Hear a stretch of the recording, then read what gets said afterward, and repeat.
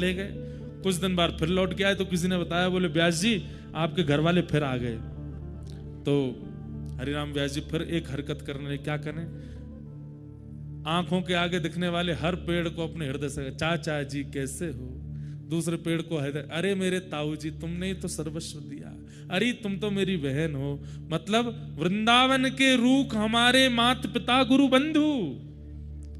बोले मेरे असली परिवार तो यही है। परिवार के किसी ने कहा कैसे हो गए असली परिवार? बोले क्यों? धूप पड़ती है तुम छाया नहीं दे सकते, लेंटर लगवाना पड़ता पैसा खर्च करके, पर धूप पड़ती है छाया देते हैं। ये मेरे ताऊ जी हैं। ऐसे बड़े बुजुर्ग घर में होने चाहिए जो ऊपर छाया दें। ये मेरी बहन है। बोले क्यों? भूख लगती है मुझे भोजन देती है, फल देती है। वृंदावन के रूख हमारे माता पिता गुरु बंधु। इस प्रकार पूरे वृंदावन घूमने लगे। अब तो महाराज घर वाले लोगों को लगा, बोले ये तो पूर्ण रूपेण पागल हो गए, थोड़े बहुत भी नहीं, हमारे किसी काम के नहीं है।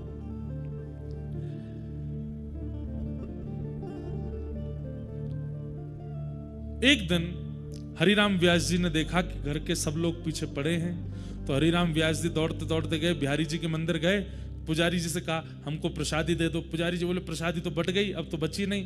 तो वहीं पर एक झाड़ू लगाने वाली महतरानी बैठी थी, पूरे नालियों को साफ करके आई थी, उसको प्रसादी मिली थी, वो बैठ के खा रही थी। हरिराम व्यास जी उसके सामने हाथ पसार के बोले थोड़ी सी हमको दो इसमें से।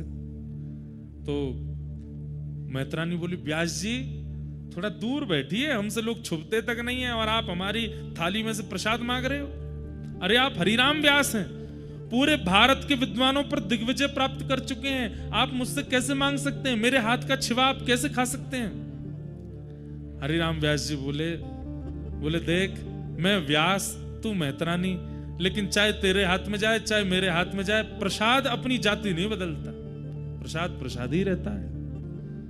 प्रसाद बिहारी जी का ही रहेगा, प्रसाद पकौड़ी ही रहेगा, प्रसाद कढ़ी ही रहेगा। तो मैं और तू ठाकुर जी के प्रसाद को लेके जाति में क्यों विभाजित हो जाते? चल जल्दी दे दे।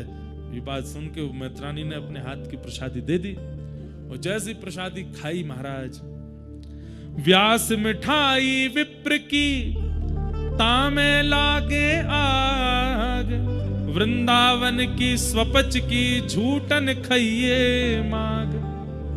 बोले भैया कोई बड़ा विप्र अगर आपको मिठाई खवा रहा हो तो वहां में आग लगाए दो, लेकिन वृंदावन का एक स्वपच व्यक्ति भी अगर अपनी झूठन दे रहा हो तो उसको खाने में भी कोई लज्जा मत करो।